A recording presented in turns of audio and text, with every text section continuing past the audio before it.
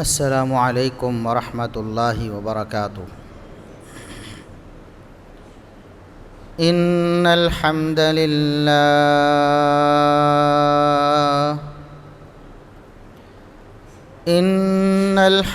للہ نحمده ونستعینه ونستغفره ونعوذ باللہ من شرور انفسنا ومن سیئات اعمالنا من يهده الله فلا مضل له ومن يضلل فلا هادي له أشهد أن لا إله إلا الله وحده لا شريك له وأشهد أن محمدًا عبده ورسوله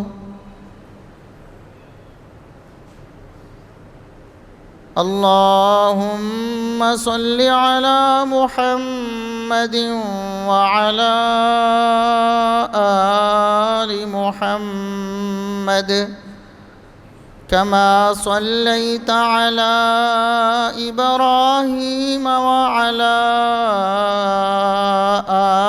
آل إبراهيم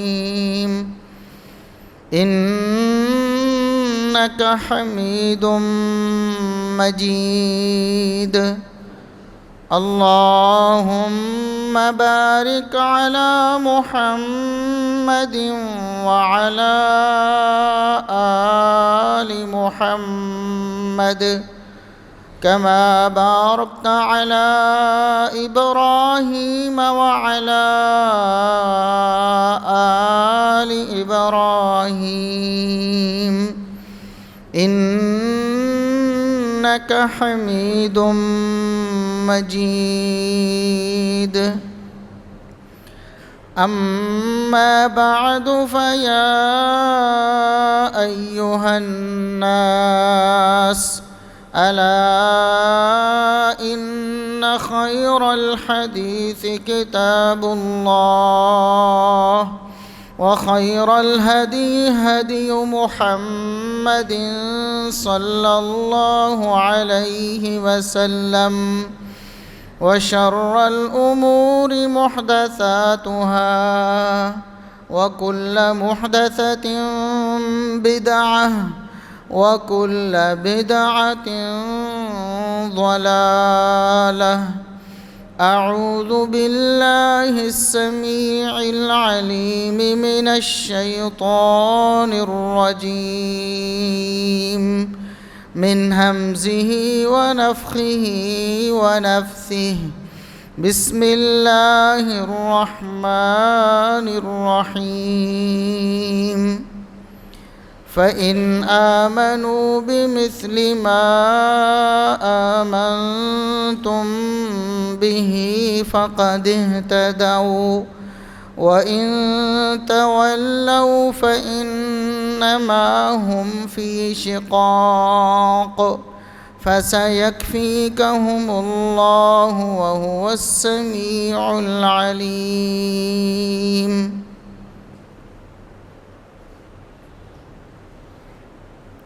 انتہائی قابل احترام بزرگوں، عزیز نوجوان ساتھیوں، معززات و مکرمات اسلامی ماؤں اور بہنوں، ہر قسم کی حمد و ثنا، تعریف و تمجید کی بریائی بڑائی، رفعت و عظمت اللہ رب العزت کے لیے جو پوری کائنات کا خالق و مالک ہے۔ بے شمار لا تعداد بے حد و حساب درود و سلام پیغمبر آخر الزماں، محسن انسانیت، محسن کائنات جناب محمد الرسول اللہ صلی اللہ علیہ وسلم کی ذات اقدس پر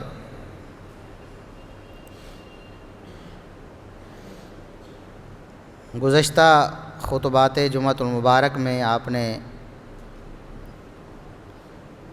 رسول اللہ صلی اللہ علیہ وسلم کی محبت کے حوالے سے اور محبت کے طریقے کے حوالے سے سماعت فرمایا کہ جس طرح آج مسلمانوں نے اپنی طرف سے نبی کریم صلی اللہ علیہ وسلم سے محبت کرنے کے طریقے بنا لیے ہیں، اگر یہ طریقے معتبر ہوتے، اگر یہ طریقے درست ہوتے تو سب سے پہلے نبی کریم صلی اللہ علیہ وسلم کے صحابہ کرام ان طریقوں کو اپناتے کہ آپ صلی اللہ علیہ وسلم کی پیدائش کے موقع پر وہ چراغاں بھی کرتے، جھنڈیاں بھی لگاتے، جلوس بھی نکالتے، اور جو طریقے آج مسلمانوں نے بنا لیے ہیں وہ ان سے بہت بڑھ کر ان طریقوں سے رسول اللہ صلی اللہ علیہ وسلم کی محبت کا اظہار کرتے۔ لیکن صحابہ کرام کا طریقہ کچھ اور تھا۔ یہ بھی آپ نے سماعت فرمایا کہ رسول اللہ صلی اللہ علیہ وسلم کی وفات بالاتفاق 12 ربیع الاول ہے، یعنی ہمارے معاشرے میں مسلمان اس بات پر اعتبار کرتے ہیں کہ آپ صلی اللہ علیہ وسلم کی وفات تو 12 ربیع الاول کو ہی ہوئی ہے۔ تو آپ صلی اللہ علیہ وسلم کی وفات پر یعنی 12 ربیع الاول کو صحابہ کرام کا کیا طریقہ تھا، ان کا انداز کیا تھا، ان کی حالت کیا تھی؟ ان کی حالت تو غم اور پریشانی والی تھی، وہ تو پریشانی سے اپنے ہوش حواس کھو بیٹھے تھے۔ تو اگر کچھ کرنا ہی تھا، ہر سال کچھ منانا ہی تھا، تو صحابہ کرام رضوان اللہ علیہم اجمعین کے طریقے کے مطابق جو انہوں نے اس 12 ربیع الاول کو کیا تھا، یعنی غم اور پریشانی کا اظہار اسی طرح کیا جاتا۔ لیکن اسلام میں ہر سال کسی غم یا خوشی کو منانے کی کوئی گنجائش نہیں ہے دینی اور شرعی اعتبار سے، یعنی شریعت نے کہا ہو، باعث ثواب قرار دیا ہو، ایک دینی طریقہ ہو، اور اس کو ہر سال کسی کی وفات کی صورت میں یا کسی کی پیدائش کی صورت میں، ایسا اسلام میں نہیں۔ ہر سال جو خوشی کے تہوار ہیں وہ 2 ہیں، عید الفطر اور عید الاضحیٰ۔ غمی کا کوئی تہوار اسلام میں ہر سال نہیں ہے۔ تو بہرحال یہ تو عید میلاد النبی کے حوالے سے گزارشات تھیں کہ صحابہ کرام کا طریقہ یہی اعلیٰ اور اولیٰ ہے۔ اگر مسلمان صحابہ کرام کو طریقے کو اپنائیں گے تو تب ہی کامیاب ہوں گے۔ لیکن یہ معاملہ صرف عید میلاد النبی تک محدود نہیں ہے، اور ہمارا یہ دعویٰ صرف عید میلاد النبی کے حوالے سے نہیں ہے کہ صحابہ کے طریقے کو اپناؤ۔ ہم تو صحابہ کرام کو معیار ایمان مانتے ہیں، بلکہ ہر مسلمان مانتا ہے، ہمارے بریلوی بھائی ہوں یا دیوبندی بھائی ہوں۔ اہل سنت کے تمام طبقات اس بات کو تسلیم کرتے ہیں کہ صحابہ کرام رضوان اللہ علیہم اجمعین، ان کا ایمان اور ان کا عمل ہمارے لیے معیار ہے۔ عملی طور پر کبھی مخالفت ہوتی ہوگی، کرتے بھی ہیں لوگ، لیکن اعتقاداً نظریے کے طور پر کوئی بھی مسلمان اہل سنت میں سے صحابہ کرام رضوان اللہ علیہم اجمعین کے ایمان کو یا ان کے عمل کو مسترد نہیں کرتا۔ یہ ایک ایسا مشترکہ کلمہ ہے، ایسی مشترکہ بنیاد ہے کہ جس پر ہم سارے اہل سنت اکٹھے ہو سکتے ہیں، کیونکہ اس میں کسی کا کوئی اختلاف نہیں، سب ہی مانتے ہیں کہ صحابہ کرام کا ایمان اور ان کا عمل وہ سب سے اعلیٰ ہے، سنت کے سب سے قریب ہے، سنت کے بلکہ عین مطابق ہے۔ تو چنانچہ ہم کیوں نہیں دیکھ لیتے عید میلاد النبی کے علاوہ بھی کہ ہمارا اعتقاد کیا صحابہ کرام کے اعتقاد کے مطابق ہے کہ نہیں، ہمارا عقیدہ کیا صحابہ والا ہے، اور ہمارا ایمان کیا صحابہ والا ہے، ہمارا عمل کیا صحابہ والا ہے۔ کیونکہ قرآن نے دو ٹوک الفاظ میں یہ ارشاد فرمایا فَإِنْ آمَنُوا بِمِثْلِ مَا آمَنْتُمْ بِهِ فَقَدِ اهْتَدَوْا، کہ اگر لوگ صحابہ کرام کے طریقے کے مطابق ایمان لائیں گے تب ہدایت پر ہوں گے۔ وَإِن تَوَلَّوْا فَإِنَّمَا هُمْ فِي شِقَاقٍ، اگر وہ صحابہ کے طریقے کو چھوڑتے ہیں تو وہ گمراہی میں ہوں گے، جس کا فیصلہ پھر اللہ رب العزت قیامت کے دن کرے گا۔ تو صحابہ کرام کا ایمان ہمارے لیے معیار ہے، اور یاد رکھیں کہ ایمان کا لفظ قرآن نے صرف عقیدے کے حوالے سے استعمال نہیں کیا، بلکہ تمام اعمال کو بھی ایمان میں داخل کیا ہے۔ چنانچہ یہ آیت پہلے پارے کے اختتام پہ ہے، آخر میں ہے، اور دوسرے پارے کے شروع میں، جہاں تحویل قبلہ کا مسئلہ بیان ہوا کہ قبلہ اب بیت المقدس سے چینج کر کے بیت اللہ کو بنا دیا گیا ہے، تو وہاں پر کچھ صحابہ کرام کے دل میں یہ خیال آیا، کیونکہ وہ اللہ سے بہت ڈرنے والے تھے، ان کو اپنے اعمال کی بہت زیادہ فکر ہوتی تھی، باوجود اس کے کہ پہلے چونکہ حکم ہی نہیں آیا تھا تو بیت المقدس کی طرف رخ کر کے نماز پڑھتے تھے، اب حکم آ گیا تو بیت اللہ کی طرف رخ کر کے نماز پڑھنے لگے۔ لیکن ان کے دل میں یہ ڈر پیدا ہوا کہ ہمارے وہ مسلمان، وہ مومن جو پہلے فوت ہو گئے ہیں یا شہید ہو گئے ہیں، اس حالت میں کہ ہم بیت المقدس یا بیت المقدس کی طرف رخ کر کے نماز پڑھتے تھے، یہ لفظ دونوں طرح درست ہے، بیت المقدس بھی اور مقدس بھی۔ تو جب ہم اس طرف رخ کر کے نماز پڑھتے تھے، پتہ نہیں ہماری نمازوں کا کیا بنا، کیونکہ قبلہ تو تبدیل ہو گیا ہے، پہلی نمازوں کا کیا، ہماری کا کیا بنا، اور جو شہید ہو گئے فوت ہو گئے ان کی نمازوں کا کیا۔ تو اس وقت اللہ رب العزت نے یہ آیت نازل فرمائی وَمَا كَانَ اللَّهُ لِيُضِيعَ ایمانکم، نبی کے صحابہ، اللہ تمہارا ایمان ضائع نہیں کرنے والا۔ بات نماز کی ہو رہی ہے، فکر صحابہ کو نماز کی ہو رہی ہے، اور اللہ رب العزت وضاحت نماز کی دے رہا ہے کہ تمہاری وہ نمازیں جو بیت المقدس کی طرف رخ کر کے تم نے پڑھی ہیں، اللہ ان کو ضائع نہیں کرے گا۔ لفظ استعمال فرمایا وَمَا كَانَ اللَّهُ لِيُضِيعَ ایمانکم، اللہ تمہارے ایمان کو ضائع نہیں کرے۔ تو نماز کو بھی ایمان کہا، یہ قرآن کا اسلوب ہے، اور رسول اللہ صلی اللہ علیہ وسلم کا بھی فرمان یہی ہے کہ آپ نے بھی ایمان میں تمام نیک اعمال کو شامل کیا ہے، نماز، روزہ، حج، زکوٰۃ بھی۔ عقیدہ تو ہے ہی نا، نماز، روزہ، حج، زکوٰۃ بھی ایمان میں داخل ہیں۔ تو اللہ نے فرمایا کہ صحابہ کی طرح ایمان لاؤ، یعنی عقیدہ بھی صحابہ والا بناؤ اور عمل بھی صحابہ والا بناؤ۔ تو صحابہ کرام ہماری مشترکہ بنیاد ہیں اہل سنت کی، تمام مسلمان اس بات پر متفق ہیں کہ صحابہ کرام واقعی معیار ایمان ہے۔ معیار ایمان ہونے کا کیا مطلب؟ عقیدہ بھی ان والا اور عمل بھی ان والا، وہی معتبر ہے۔ تو کیوں نہیں ہم غور کر لیتے ربیع الاول میں بھی اور باقی پورے سال میں بھی اس بات پر ہم غور کریں کہ کیا ہمارا یہ عمل، ہمارا یہ عقیدہ، ہمارا یہ نظریہ، ہماری یہ فکر، ہمارا یہ منہج، ہمارا یہ مسلک کیا صحابہ کرام کے مطابق ہے کہ نہیں؟ کیونکہ صحابہ کرام ہی وہ ہستیاں ہیں جن کے بارے میں اللہ رب العزت کی ضمانت اور گارنٹی موجود ہے۔ انہی کے بارے میں فرمایا اولئک ھم المؤمنون حقا، اگر دنیا میں کوئی حقیقی مومن ہے تو یہ لوگ ہیں۔ اولئک ھم الراشدون، دنیا میں اگر کوئی راہ راست پر لوگ ہیں تو یہ لوگ ہیں۔ اولئک ھم المفلحون، دنیا میں کوئی کامیاب و کامران ہیں تو یہی لوگ ہیں۔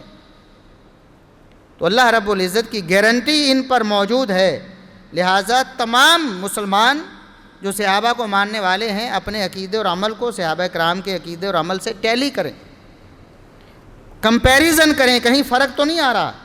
اگر فرق آ رہا ہے اس فرق کو ختم کیجئے اور اپنے عقیدے اور عمل کو صحابہ کرام کے عقیدے اور عمل کے مطابق بنائیے۔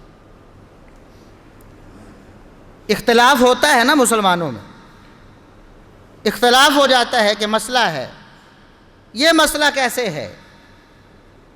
رسول اللہ صلی اللہ علیہ وسلم کی ہستی کے بارے میں بھی اختلاف ہو جاتا ہے، آپ کے علم کے بارے میں، آپ کی جنس کے بارے میں، آپ کی ذات کے بارے میں اختلاف ہو جاتا ہے۔ لوگ کہتے ہیں کہ نبی کریم صلی اللہ علیہ وسلم نور من نور اللہ تھے،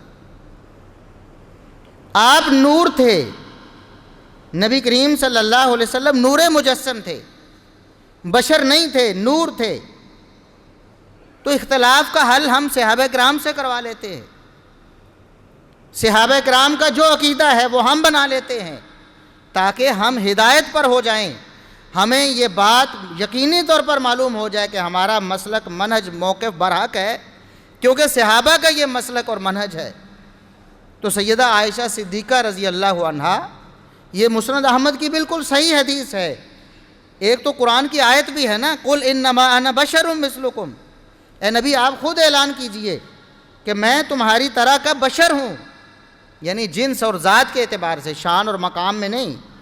شان اور مقام تو کسی انسان کی، بعد والوں کی صحابہ کے برابر بھی نہیں ہو سکتی، نبی جیسی کیسے ہو سکتی؟ جنس سے، بشر ہونے کے اعتبار سے نبی کریم صلی اللہ علیہ وسلم بشر ہیں، عام انسانوں جیسے ہیں، یہ بات قرآن نے بھی بتائی۔ تو لوگ کہہ دیتے ہیں کہ یہ تو نبی کریم صلی اللہ علیہ وسلم نے ازراہ عاجزی کہا ہے، یہ عاجزی اور انکساری کا اظہار تھا کہ میں بشر ہوں، حالانکہ آپ بشر نہیں تھے، نعوذ باللہ، یہ تعویل کرتے ہیں۔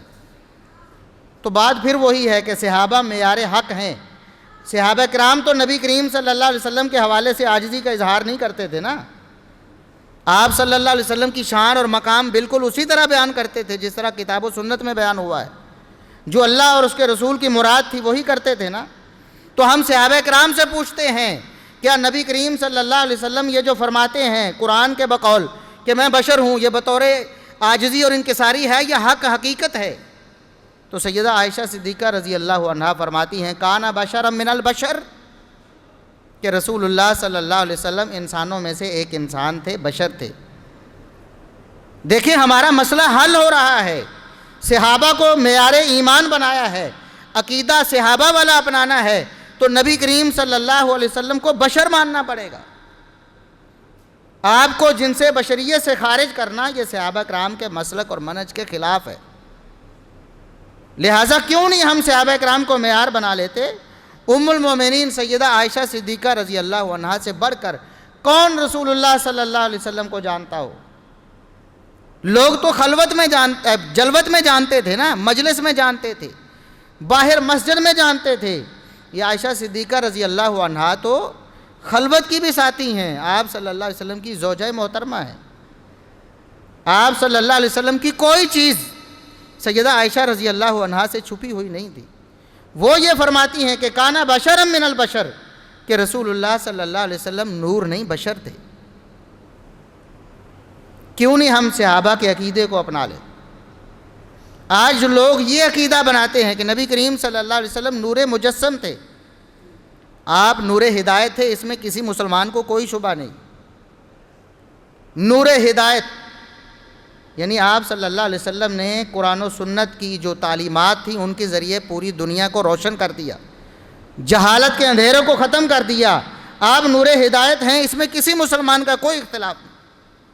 لیکن اگر کہا جائے کہ نبی کریم صلی اللہ علیہ وسلم ذات کے اعتبار سے نور تھے، آپ کے جسم مبارک سے روشنی پھوٹتی تھی اور آپ کے حجرہ مبارک میں کبھی اندھیرا نہیں ہوتا تھا، تو یہ ایسا موقف اور مسلک ہے جو صحابہ کے موقف اور مسلک کے خلاف۔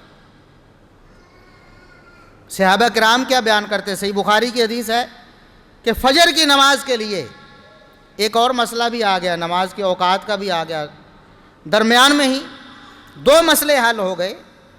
صحابہ کرام بیان کرتے، صحیح بخاری کی حدیث ہے کہ رسول اللہ صلی اللہ علیہ وسلم فجر کی نماز اس حالت میں پڑھاتے تھے کہ مکمل اندھیرا چھایا ہوتا تھا، روشنی ہونے سے پہلے پہلے مکمل اندھیرے میں فجر کی نماز پڑھاتے تھے، اتنا اندھیرا ہوتا تھا کہ ما یعرفن من الغلس، خواتین بھی نماز کے لیے آتی تھیں۔ تیسرا مسئلہ بھی حل ہو گیا۔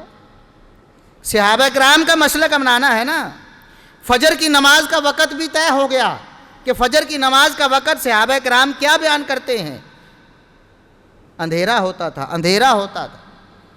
دوسرا مسئلہ صحابہ کرام کا مسلک ثابت ہو گیا کہ عورتیں مسجد میں نماز کے لیے آ سکتی ہیں، اور عورتیں آتی تھیں رسول اللہ صلی اللہ علیہ وسلم کے دور میں بھی اور بعد میں بھی۔ فرماتی ہیں کہ وہ عورتیں سخت اندھیرے کی وجہ سے ساتھ کھڑی ہوئی عورت کو بھی پہچان نہیں پاتی تھی، اتنا اندھیرا ہوتا تھا کہ عورتیں ایک دوسرے کو پہچان نہیں پاتی تھی ساتھ کھڑے ہونے کے باوجود، کیونکہ اندھیرا ہوتا تھا۔ دوسرا مسئلہ، مسلک محدثین، مسلک صحابہ کرام، نبی کریم صلی اللہ علیہ وسلم کے جانثاروں اور وفاداروں کا مسلک کیا ہے؟ اور تیسرا مسئلہ کہ رسول اللہ صلی اللہ علیہ وسلم نور مجسم نہیں تھے، آپ کا جسم نور کا نہیں تھا، ورنہ صحابہ کرام جہاں موجود ہوں، رسول اللہ صلی اللہ علیہ وسلم جماعت کروا رہے ہوں، آپ کے جسم سے اگر روشنی نکلتی تھی تو وہاں اندھیرا تو نہیں ہونا چاہیے تھا نا۔ پھر حجرے میں اندھیرا ہوتا تھا، یہ بات سیدہ عائشہ صدیقہ رضی اللہ عنہا بیان کرتی ہیں، جو آپ صلی اللہ علیہ وسلم کی حجرے میں تھیں۔ کہتی ہیں کہ میں نے دیکھا ایک رات میں اچانک بیدار ہوئی، رسول اللہ صلی اللہ علیہ وسلم میرے ساتھ بستر پہ سوئے تھے، جب بیدار ہوئی تو آپ صلی اللہ علیہ وسلم بستر پہ نہیں تھے، اور ان دنوں میں گھروں میں چراغ نہیں ہوتے تھے۔ غربت کا عالم یہ تھا کہ تیل کہاں سے لاتے کہ چراغ کو جلاتے، گھروں میں مہینہ مہینہ فاقے پڑتے تھے، کھانے کو کچھ نہیں ہوتا تھا تو چراغ جلانے کے لیے تیل کہاں سے لاتے۔ یہ سیدہ عائشہ صدیقہ رضی اللہ عنہا بیان کرتی ہیں کہ ان دنوں میں گھروں میں چراغ نہیں ہوا کرتے تھے، تو رسول اللہ صلی اللہ علیہ وسلم بستر مبارک پر نہیں تھے۔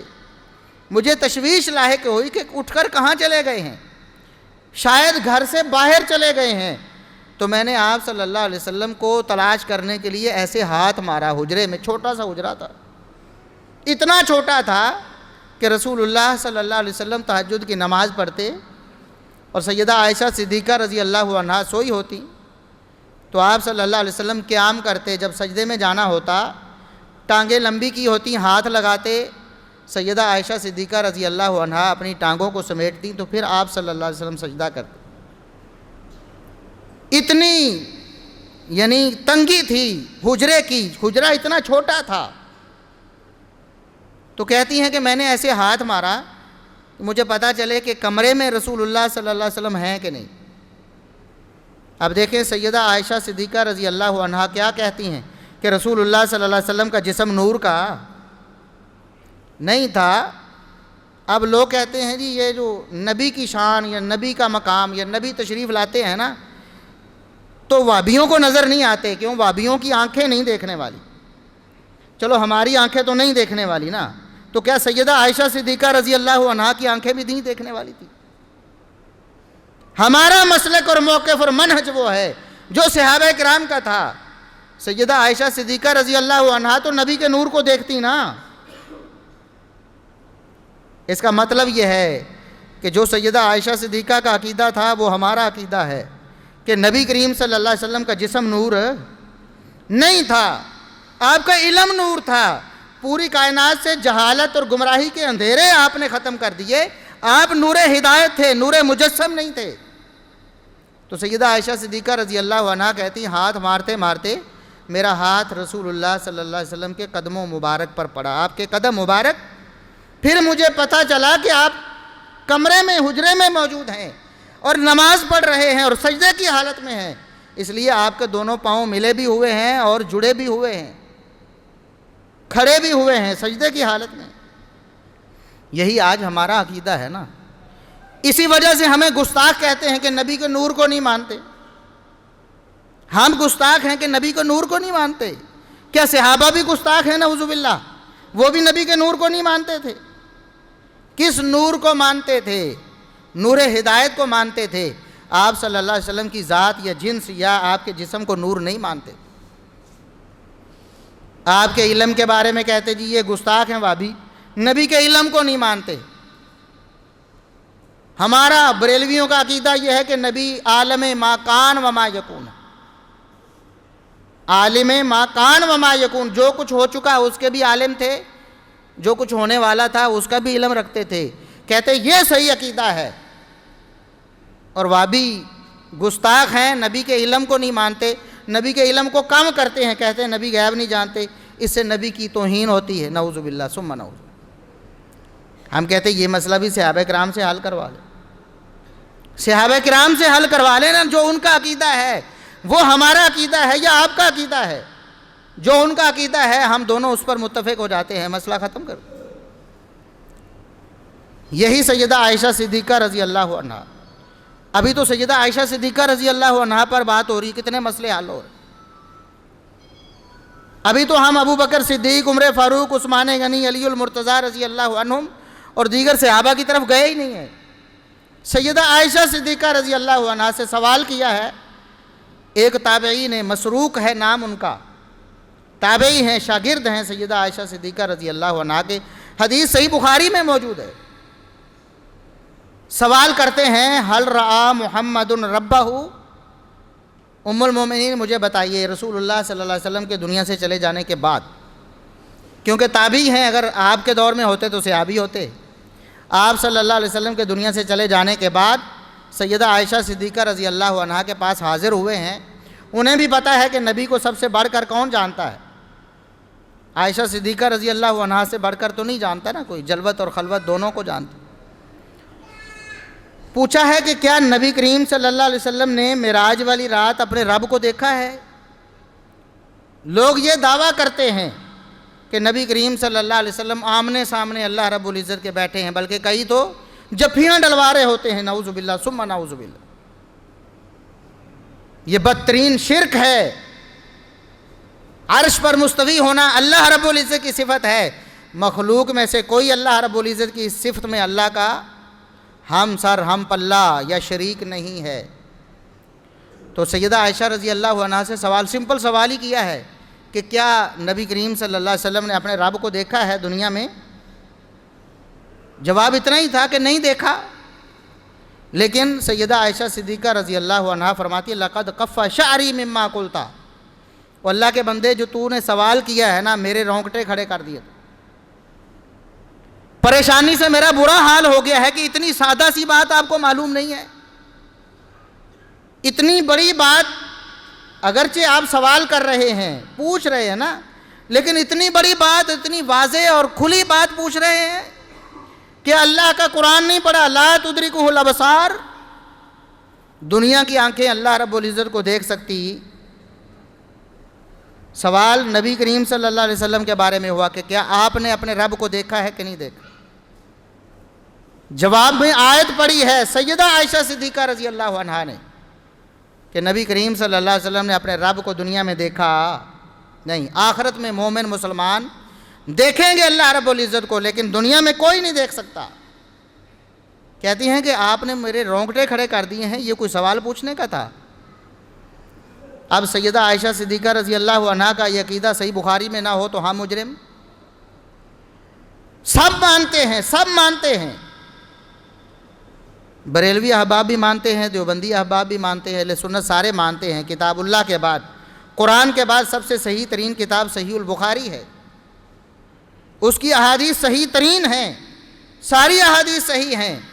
سیدہ عائشہ صدیقہ رضی اللہ عنہا کیا عقیدہ دے رہی ہیں کہ نبی کریم صلی اللہ علیہ وسلم نے اللہ کو دیکھا بھی نہیں ہے، اور یہاں مولانا طارق جمیل صاحب دیوبندی مکتبہ فکر سے تعلق رکھتے ہیں، ان کی تقریریں بھی آپ کو مل جائیں گی، وہ اللہ رب العزت سے جفیاں ڈلوا رہے ہوتے، نعوذ باللہ ثم نعوذ۔ اور بریلوی دوست تو پھر بہت ہی آگے چلے جاتے ہیں نا، ڈاکٹر طاہر القادری صاحب اور دیگر جو پیر ہیں اور مرشد ہیں بہت آگے چلے جاتے ہیں۔ کیوں نہیں؟ صحابہ والے عقیدے پہ اپنے آپ کو متفق کر لیتے، اتفاق کرنا ہوتا ہے نا کسی مشترکہ بات پہ، تو چلو اتفاق کر لیتے۔ اس سے اگلی بات کہتی ہیں یہ بات تو ٹھیک ہے، تمہیں معلوم ہو گئی کہ نبی کریم صلی اللہ علیہ وسلم نے اپنے رب کو نہیں دیکھا، لیکن اس کے ساتھ ساتھ دو اور باتیں بھی ہیں، یہ تینوں باتیں ملا کر جو تمہیں ان تینوں میں سے کوئی بات بھی کہے وہ جھوٹا ہے۔ تین باتوں میں سے، تین دعووں میں سے کوئی ایک بھی دعویٰ کر دے تو وہ کیا ہے؟ یہ سیدہ عائشہ رضی اللہ عنہا کا فرمان ہے۔ فرمایا جو کہے کہ محمد صلی اللہ علیہ وسلم نے اپنے رب کو دیکھا ہے جھوٹا ہے۔ کیا ہے وہ؟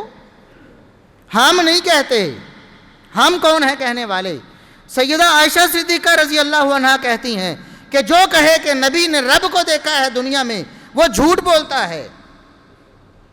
اور دوسری بات، جو شخص یہ کہے، اس بات کا سوال نہیں ہوا تھا سیدہ عائشہ رضی اللہ عنہا، سوال صرف یہ ہوا کہ نبی نے رب کو دیکھا ہے کہ نہیں دیکھا۔ جواب میں فرمایا کہ یہ بات بھی جھوٹ ہے اور دو باتیں اور ہیں وہ بھی جھوٹ ہیں۔ جو شخص یہ کہے کہ نبی کریم صلی اللہ علیہ وسلم کو کل کی بات کا علم ہوتا تھا وہ بھی جھوٹا ہے۔ اس کو کیا کہتے ہیں؟ علم غیب۔ کل کی، پرسوں کی، بعد والی باتوں کے بارے میں کوئی بندہ دعویٰ کرے کہ نبی کریم صلی اللہ علیہ وسلم کو پہلے سے علم ہوتا تھا، وہ شخص کیا ہے؟ صحابہ والا عقیدہ کیوں نہیں بناتے؟ ہم متفق ہیں، سب متفق ہیں، کوئی اہل سنت میں سے اس بات کا انکاری نہیں ہے کہ سیدہ عائشہ صدیقہ رضی اللہ عنہا کا علم، ان کا عقیدہ، ان کا عمل ہم سے بہت بہتر تھا اور کتاب و سنت کے عین مطابق تھا، تو چلیں آئیں ہم متفق ہوتے ہیں۔ تو سیدہ عائشہ صدیقہ رضی اللہ عنہا نے یہ مسئلہ علم غیب کا بھی حل کر دیا کہ جو شخص یہ کہے کہ کل کی بات بھی نبی جانتے تھے، بعد کی تو دور کی بات ہے نا، کل کی بات بھی نبی جانتے تھے، وہ شخص بھی جھوٹا ہے۔ اور صرف یہی نہیں، باقی صحابہ کا بھی یہ عقیدہ تھا۔ مشہور و معروف واقعہ آپ نے سنا ہوا ہے کہ نبی کریم صلی اللہ علیہ وسلم نے ظہر یا عصر کی نماز پڑھائی جو کہ 4 رکعتوں والی تھی، لیکن آپ صلی اللہ علیہ وسلم نے 2 رکعتیں پڑھا کر سلام پھیر دی۔ کون ہیں نماز پڑھنے والے اقتداء میں؟ مقتدی کون ہیں؟ ابو بکر و عمر بھی موجود ہیں، کبار صحابہ بھی موجود ہیں، بڑے بڑے صحابہ موجود ہیں، نبی کے پیچھے نماز پڑھنے والے۔ آپ نے 2 رکعتیں پڑھا کر سلام پھیر دی۔ ابو بکر و عمر رضی اللہ عنہما کو بھی پتہ چل گیا کہ کچھ گڑبڑ ہوئی ہے، 4 کی بجائے 2 رکعتیں ہوئی ہیں، اب کیا مسئلہ ہے یہ نہیں معلوم، ہو سکتا ہے وحی آئی ہو اور نماز کم ہو گئی ہو، آج کے بعد 4 کی بجائے 2 رکعتیں ہو گئی ہوں، اور یہ بھی احتمال ہے کہ نبی کریم صلی اللہ علیہ وسلم بھول گئے ہوں، آپ کو یاد نہ رہا ہو اور 2 رکعتیں پڑھا کے سلام پھیر دیا ہو۔ لیکن فہابا ان یکلما ہو، بڑے بڑے صحابہ اکرام، ابو بکر و عمر جیسے، نبی کی ہیبت کی وجہ سے بات نہ کر سکے، نبی کا رعب اتنا تھا، خاموش ہو گئے۔ لیکن ایک صحابی جو دیہات سے آتے تھے، دیہاتی لوگ ذرا جھٹکے ہوتے ہیں، کھل کر بات کر لیتے ہیں، ان کو ذوالیدین کہا جاتا تھا کہ ان کے ہاتھ نسبتاً باقی لوگوں سے بڑے تھے، تو ہاتھوں والا ان کا نام پڑا ہوا تھا، ذوالیدین صحابی، خرباق بن عمر ان کا نام تھا۔ انہوں نے ہمت کر کے کہا، اللہ کے رسول ایک بات پوچھنی ہے، کیا نماز کم ہو گئی ہے یا آپ بھول گئے ہیں؟ کچھ تو ہو گیا ہے۔ اللہ کے رسول صلی اللہ علیہ وسلم فرماتے ہیں، میرے پیارے، نہ نماز کم ہوئی ہے نہ میں بھولا ہوں، 4 رکعتوں والی نماز ہے، میں نے 4 ہی پڑھائی ہیں۔ ذوالیدین کہتے ہیں، اللہ کے رسول اب تو یہ بات پکی ہوگی کہ آپ بھول گئے ہیں، کیونکہ اگر نماز کم ہوئی ہوتی تو آپ بتا دیتے نماز کم ہو گئی ہے، آپ نے نفی کر دی کہ نماز کم نہیں ہوئی، باقی بھولنے کی بات ہے، اس کا مطلب ہے کہ آپ بھول گئے ہیں۔ اللہ کے رسول آپ بھول گئے۔ آپ صلی اللہ علیہ وسلم کو پھر بھی نہیں معلوم ہوا کہ میں بھولا ہوں۔ آپ نے صحابہ کرام کو مخاطب فرمایا، سب سے پوچھا، صفوں میں بیٹھے ہوئے اسادہ کا ذوالیدین، میرے صحابہ بتاؤ کیا ذوالیدین صحیح کہہ رہے ہیں؟ واقعی میں بھول گیا ہوں؟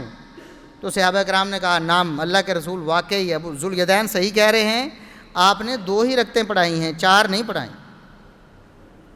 تو رسول اللہ صلی اللہ علیہ وسلم نے اس وقت فرمایا، صحیح بخاری صحیح مسلم دونوں میں معتبر ترین حدیث ہے، کسی مسلمان کو اس حدیث کے بارے میں کوئی شبہ نہیں ہے، آج تک کسی نے اس کا انکار نہیں کیا، شبہ کا اظہار نہیں کیا کہ اس میں کوئی شبہ ہے۔ نبی کریم صلی اللہ علیہ وسلم فرماتے ہیں، میرے صحابہ، انما انا بشر، میں بشر ہوں، میں صرف اور صرف بشر ہوں۔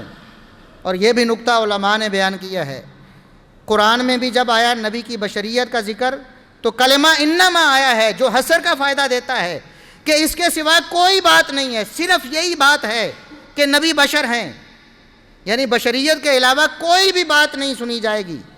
انما انا بشر، قرآن میں بھی آیا انما انا بشر، اور جہاں نبی صلی اللہ علیہ وسلم نے اپنے بارے میں حدیث میں فرمایا وہاں بھی لفظ انما آیا ہے، فرمایا انما انا بشر۔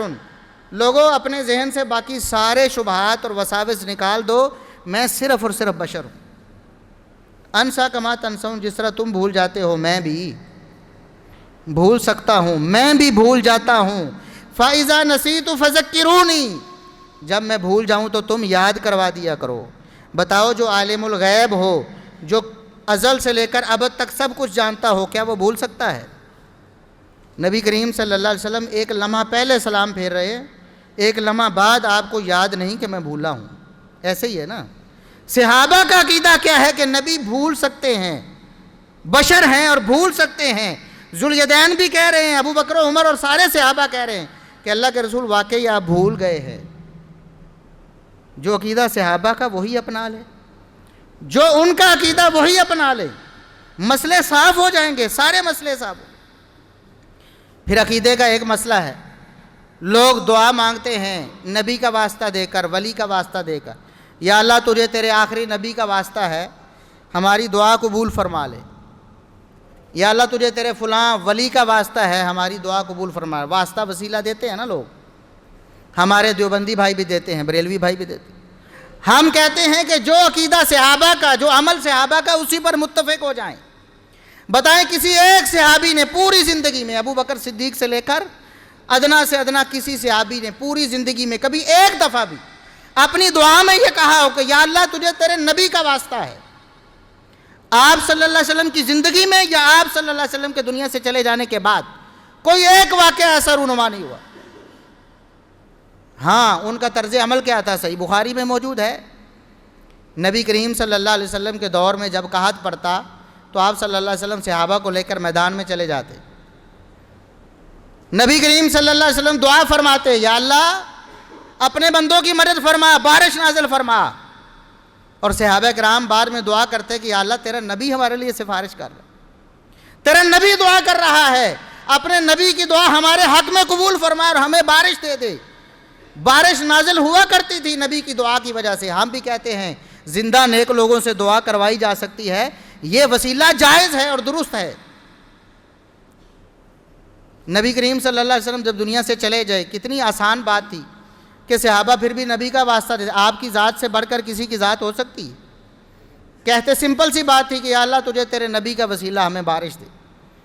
لیکن جب نبی کریم صلی اللہ علیہ وسلم کے بار کا ہاتھ پڑا تو صحابہ کرام نے اپنی دعا میں یہ الفاظ کہے نہیں، بلکہ طریقہ کیا اپنایا ہے۔ عمر بن خطاب رضی اللہ عنہ کے دور میں جب دوبارہ کا ہاتھ پڑا، اب نبی تو موجود نہیں تھے، نبی کے چچا عباس رضی اللہ عنہ کو لے کر میدان میں نکلے، ان سے جا کر دعا کروائی۔ دعا کروانے کے بعد اللہ سے دعا کی کہ یا اللہ تیرے نبی کی زندگی میں تیرے نبی سے دعا کروا کر تجھے وسیلہ دیتے تھے، یا اللہ تو اپنے نبی کی دعا قبول فرما لے ہمارے حق۔ آج تیرے نبی ہمارے پاس موجود نہیں ہے، ہم تیرے نبی کے چچا عباس کو لے کر آئے ہیں، ان سے دعا کروائی ہے، یا اللہ تو اپنے نبی کے چچا کی دعا قبول کر کے ہمیں بارش دے۔ یہ طریقہ کس نے اپنایا ہے؟ اللہ کے فضل سے ہم نے اپنایا ہے۔ ہم کہتے ہیں واسطے اور وسیلے کے لیے بھی صحابہ کا طریقہ اپناؤ، کیوں نہیں اپناتے؟ کیا صحابہ کا طریقہ کافی نہیں ہے؟ یہ عقیدے کی بات ہے، ایک دو مثالیں عمل کی دے کے بات ختم کرتے ہیں، وقت مختصر ہے۔ نماز کا طریقہ لے لو، صحابہ کرام نماز کیسے پڑھتے تھے؟ جیسے نبی نے سکھائی تھی، سلو کما رأیتمونی اصلی، فرمایا نماز اسی طرح پڑھو جس طرح مجھے پڑھتے دیکھا ہے۔ کنہوں نے دیکھا تھا پڑھتے ہوئے؟ صحابہ نے دیکھا، انہوں نے پڑھ کے دکھائی۔ صحیح بخاری اٹھائیں، سیدنا عبداللہ ابن عمر رضی اللہ عنہما، ان کے شاگرد نافع ہیں، تابعی ہیں۔ اس بات کی دلیل ہے کہ سیدنا عبداللہ بن عمر رضی اللہ عنہما نے یہ حدیث نبی کریم صلی اللہ علیہ وسلم کے دنیا سے جانے کے بعد بیان، کیونکہ نافع بیان کرنے والے کون ہیں؟ تابعی۔ اگر نبی کی زندگی میں ہوتے تو کون ہوتے؟ صحابی۔ نبی کی زندگی کے بعد نافع دیکھتے ہیں، میرے استاذ صحابی رسول نبی کریم صلی اللہ علیہ وسلم کے خاص شاگرد عبداللہ بن عمر نماز پڑھ رہے ہیں۔ نماز شروع کرتے تو رفع الیدین کرتے، وَإِذَا رَكَعَ رَفَعَ يَدَيْهِ، رکوع میں جاتے تو رفع الیدین کرتے، رکوع سے سر اٹھاتے پھر رفع الیدین کرتے، وَإِذَا قَامَ مِنَ الرَّكْعَتَيْنِ رَفَعَ يَدَيْهِ، دو رکعتوں کے بعد تیسری کے لیے اٹھتے پھر رفع الیدین کرتے۔ کون؟ عبداللہ ابن عمر۔ وَرَفَعَ ذَلِكَ ابْنُ عُمَرَ إِلَى نَبِيِّ اللَّهِ صلی اللہ علیہ وسلم، اور نماز پڑھ کے اپنے شاگردوں کو بتاتے کہ میں نے نبی کریم صلی اللہ علیہ وسلم کو ایسے ہی نماز پڑھتے تھے۔ اگر رفع الیدین منسوخ ہوئی ہوتی، لوگ کہتے نا پہلے کرتے تھے پھر چھوڑ دیا، اگر چھوڑی ہوتی تو عبداللہ ابن عمر کو معلوم نہ ہوتا، ابو بکر صدیق رضی اللہ عنہ کو معلوم نہ ہوتا، دیگر کبار صحابہ کرام کو معلوم نہ ہوتا؟ مالک بن حویرث صحیح بخاری میں بیان کرتے ہیں، اس بات پر اتفاق ہے کہ مالک بن حویرث 9 ہجری میں گئے تھے، یعنی بالکل آخر ہے آپ صلی اللہ علیہ وسلم کی زندگی کا۔ کہتے ہیں نا مکے میں کرتے تھے تو مدینے میں آ کے چھوڑ دیا، یہ مدنی زندگی کا بھی آخری دور ہے 9 ہجری میں۔ یہ مالک بن حویرث نے خود پڑھی بھی نبی کی زندگی کے بعد، رفع الدین کیا، رکوع جاتے سر اٹھاتے رفع الدین کیا اور بتایا کہ میں نے نبی کریم صلی اللہ علیہ وسلم کو ایسے ہی دیکھا۔ ابو حمید ساعدی رضی اللہ عنہ صحابہ کا ایک گروہ ہے جس میں کم از کم 10 صحابہ موجود ہیں، ان کی موجودگی میں کہتے ہیں میری نماز دیکھو، کیا میں کہیں نبی کریم صلی اللہ علیہ وسلم کی سنت کے خلاف تو کوئی کام نہیں کر رہا؟ کیا میری نماز نبی کے مطابق ہے؟ بتانا ہے تم نے۔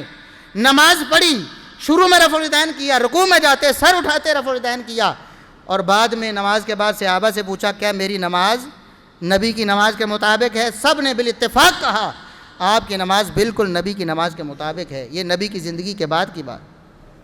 کیوں نہیں صحابہ کو ہم معیار ایمان و عمل قرار دیتے؟ اور عطا بن ابی رباح تابعی ہیں، سینکڑوں صحابہ کرام کے شاگرد ہیں۔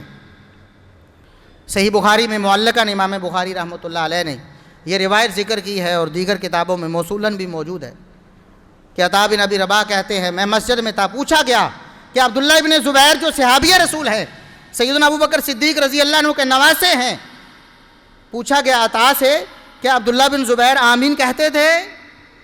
کہا تم عبداللہ بن زبیر کو کی بات کرتے ہو، وہ امام ہوتے تھے، پیچھے سینکڑوں مقتدی ہوتے تھے، سب آمین کہتے تھے، اتنی آمین کہتے کہ مسجد گونج جایا کرتی تھی۔